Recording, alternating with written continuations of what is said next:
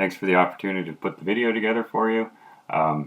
We'll do a design example in mountainous terrain.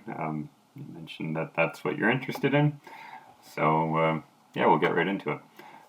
Quick recap, the software is primarily two modules. So we have the terrain module where we take our survey data or LiDAR data or other line work and create our surface to design from. We can also use it for imageries, for backgrounds to overlay with our designs. And then yeah, we create our surface in there and we do our design in location for our linear infrastructure. So we'll start off the example, we'll do it right from scratch, and we'll probably skip ahead on some of the boring stuff. The clicking in IPs along the entire roads, pretty repetitive, so we'll skip some of that and touch the high points, but we'll do the design from start to finish, and you can keep track of our time here in the bottom right. So I'm opening up terrain. To start, I'm going to insert this area of interest shapefile, and I just have my projection set in it. The reason I'm doing this is I want to use that to as a reference feature to thin my data based on. The LiDAR data can be fairly data heavy, and we are going to set our polygon. We're going to say that within the polygon we're not skipping any of the LiDAR points, but outside of it let's skip a whole bunch. So 49 out of 50 are being skipped. Since it's LiDAR data, we only care about the ground points, and we're already working in our desired projection. So we're set. It'll take a moment to thin.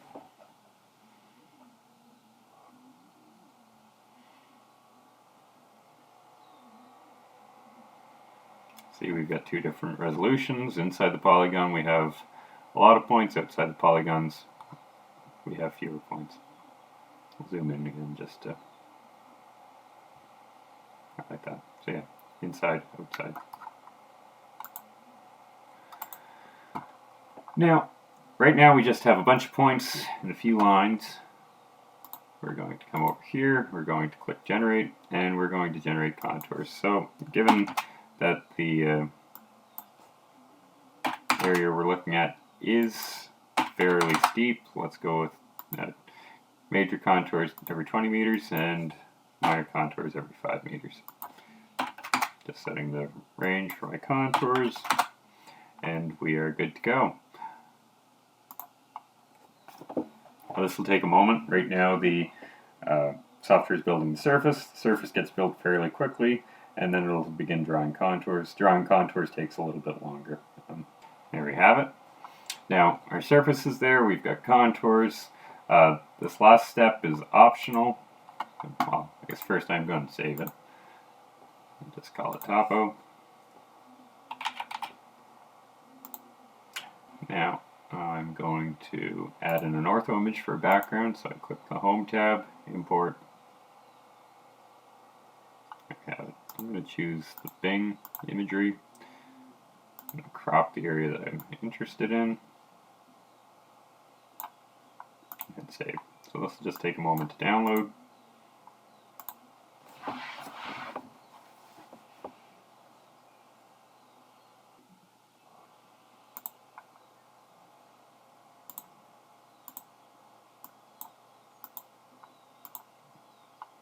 And now that image is brought in as background.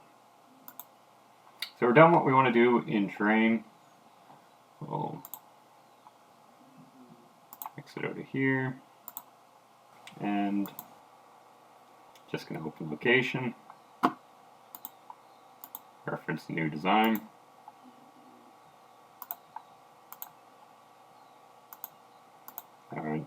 Could reference a feature in the terrain file. If we had a projected road as a loose guideline, we could follow that.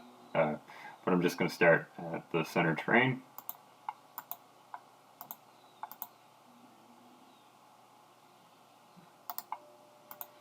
So There's our first point of the alignment. Right click to edit IP tool. I've got the pencil cursor as I get closer to our first IP. So intersection point referring to the intersection points of two tangents, so straight sections of road. The cursor changes to a box. I click once to unanchor it, and I can scroll to where I want. So I'm just panning with my rolly wheel on my mouse and click again to re-anchor it. Now, I don't know where it is exactly I want to put that, so I'm going to right click plan options, come in here and add that image that we saved off of Bing.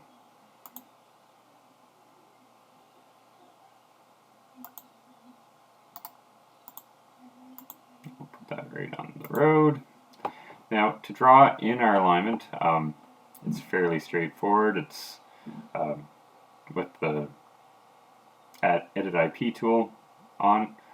Click once to add a new tangent, click again to anchor it. And there we go. Now our cross-section geometry shown here is showing our default. I want it to be our Hall standards. So this is a template that's available. So we've got a berm, we've got a roadway. We can configure this however we want. So we can set our road width, berm height, etc. These standards are associated with the last haul road design I did. It's probably narrower than what you were talking about for your stuff in South America, but it's hopefully illustrates the function of the software well. For the previous design, we ended up using, instead of heavy haulers, we used 730 articulating rock trucks, so we could go with a narrower road and smaller berm to limit earthworks and construction costs. So for that decision, it was a balance between CapEx and OpEx, and this made the most sense. We've got that. To assign that, I click the assign by range, and I want the haul road template assigned from dot dot to dot dot, so our entire extents. That's good. For subhorizons, I'm going to assume this is all just kind of fractured rock the whole way through, so I'll choose that. If we want to configure that or add more, we can add whatever we want for ground types. Our fractured rock, our settings are set to cut slopes at 200%, fill slopes at 1:1. I'm going to change that to be 1.5 to 1. Okay, add edit, and that's great. One more thing with this haul road template, I've got it set up with a benching template for bench cuts. So if we're over a 5 meter cut, we've got a bench slope. That's great. Just going to look at our profile. So we can see here we've got a line. Right now, since we've only clicked in an alignment in the horizontal view, that's just showing a draped line for our top of the surface. But I'll click in a little bit more here.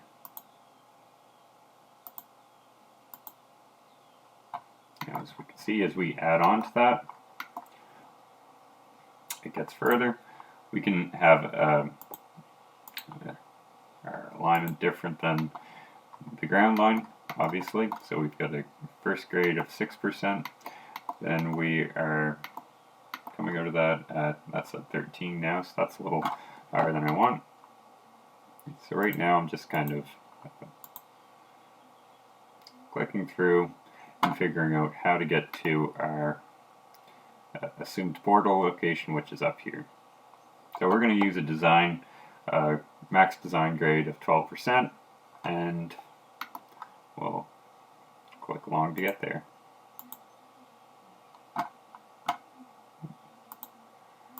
So here I'm just kind of watching what's going on.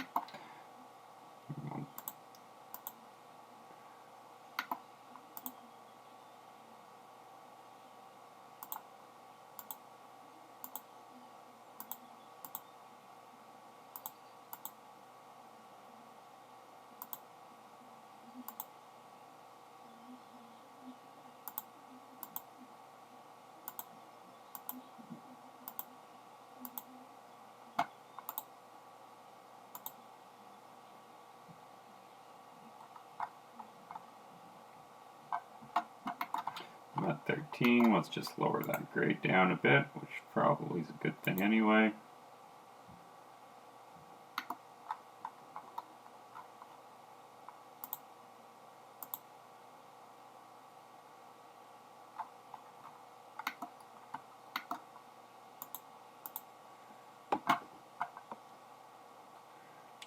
It's looking good.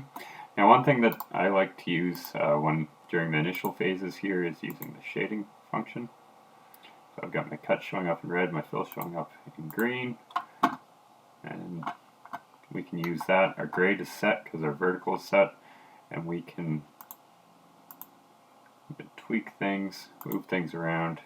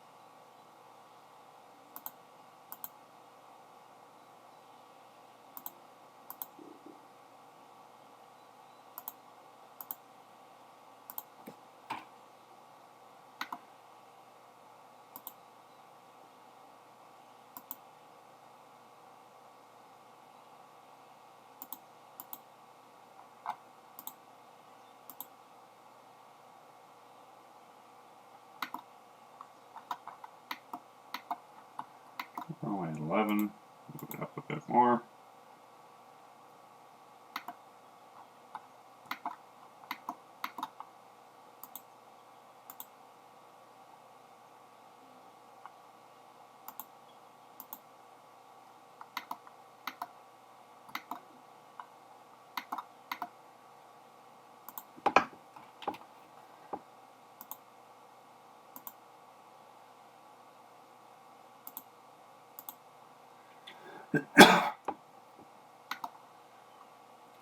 So, yeah, we're just going to get it real roughed in for now.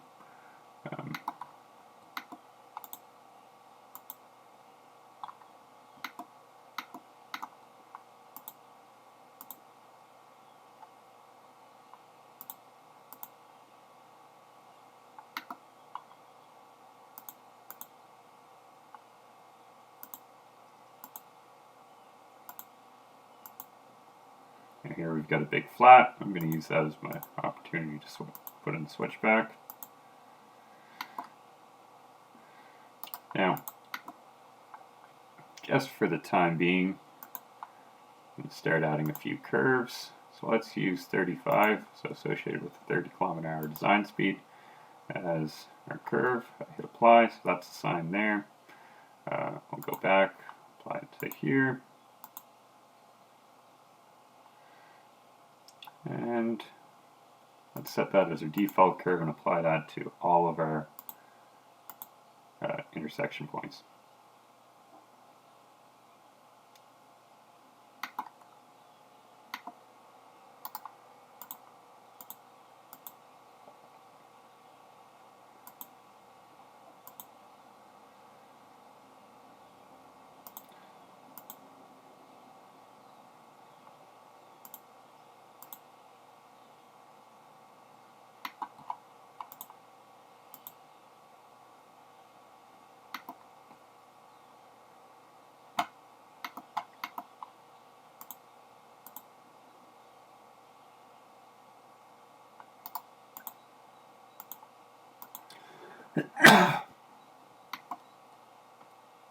Yeah, we can continue on with that. I'm just going to show you here. So we've got a location and a draw. Adding culverts is very easy. Click add. We can decide whether it's a natural channel or not. I think this one is. So we've placed a culvert there. We can see it in our cross section. If we want to edit it, let's move it back, say 3 meters. That's perfect. We can play with things like skew. So say we want to go at a 10-degree skew, line up with the draw nicely. We can change the fill height if we want to. We can change the length. So it's set to auto right now, so it's daylighting both sides of the fill, and the gradient is set as well as 2. We can make that auto if we wanted to set it on the ground, etc. So we've got the first part of our alignment clicked in.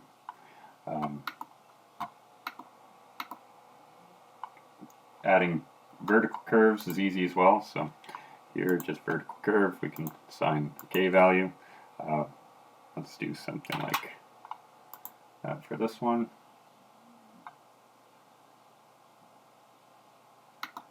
There we go. Now we've got some pretty big movements, but that's reasonable. It's just our berm going over the side, so I'm not too worried about that. Yeah, we can continue on like that. I'm going to jump ahead now to a save some of the boringness of clicking in the alignment and jump to something a little more advanced. So we have our design. It's largely tweaked. We've got a lot of sections in red. Let's just click here. Cost.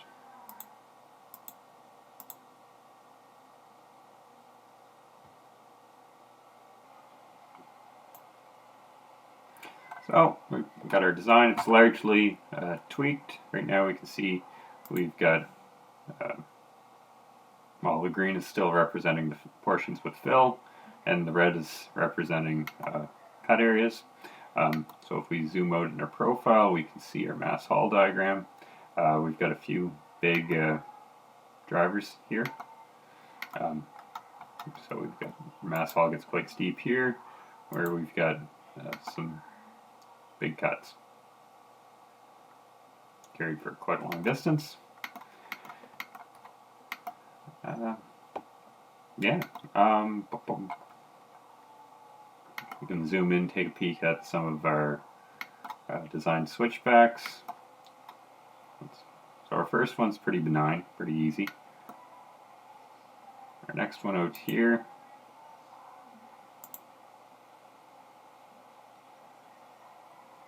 a little more tricky. Pretty close to full bench in both legs of it, be it at the top and the bottom. The bottom just have a little bit of fill running over the edge, and the top we are into a through cut.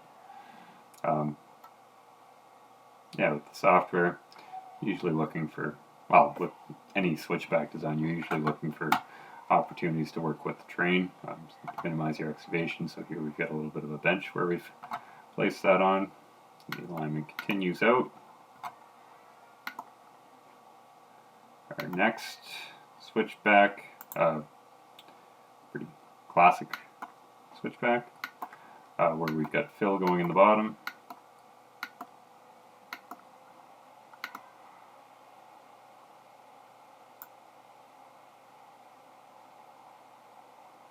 Yeah, we've got a bit of fill, come through the top, we can cut, and then we're out. And transitioning back to cut and fill as soon as possible, but of course it's steep, nasty terrain, so you can't stay in cut and fill for very long. Out here, it's not really a switchback, more of wrapping around a nose, but it is a tricky section for sure. Let's just look at the 3D.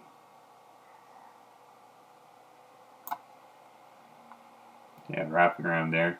We're stuck doing a through cut through that portion. And then we're through to our portal. Yeah, so the 3D view, it's nice for a visual. Most of our design, or most people do most of their design looking at these three views though, the profile, the cross section, and the plan. I'm going to turn off shading now that we've got things largely visualized. As you can see, we have a lot of horizontal curves. This alignment It's a real push to get to the top, adhering to our grade constraints. So it's largely, the vertical is largely controlled, and we're stuck wiggling around the horizontal alignment in order to make that work and minimize costs.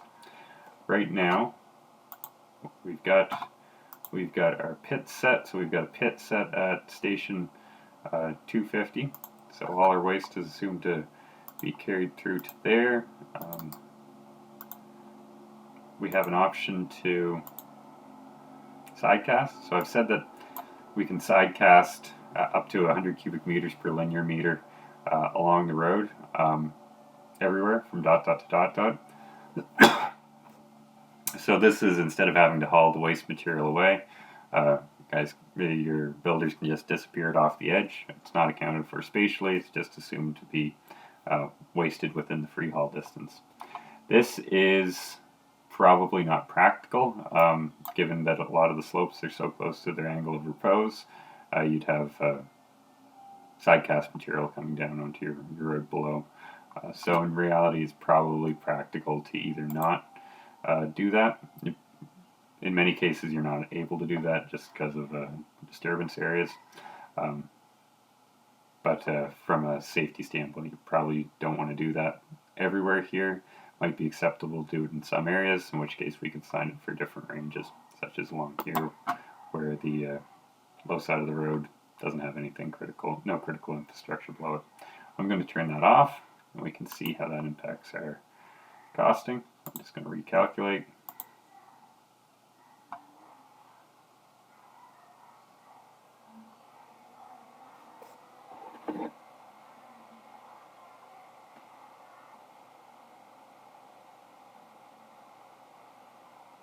And our cost is gone up, obviously, so we can't just disappear material off the edge. We have to haul it back to our waste site, so our cost is being reported as such. I believe I mentioned it before, but the cost drivers are assigned in here. So I've got gravel, fractured rock, costs associated with those. Fractured rock assumed to excavate cost is $24 per cubic meter. Placement cost $4 a cubic meter, and we've got our haul costs in here as well.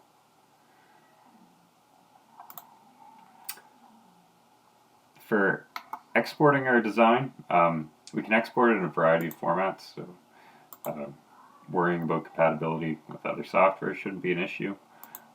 Directly at a location, we can export to your majors, DWG, DXF, DSN, LandXML. LandXML is nice for working with other softwares. It's also a nice file format for staking, or if you're working with equipment with GPS machine controls. Yeah. As far as producing actual formative drawings, we've got our multiplot button down here. So I've got a formatted drawing already in there. I'm just going to delete that, actually, and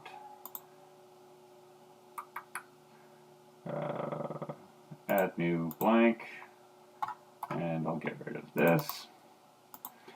So if we have a blank drawing, it's just as simple as opening a workbook.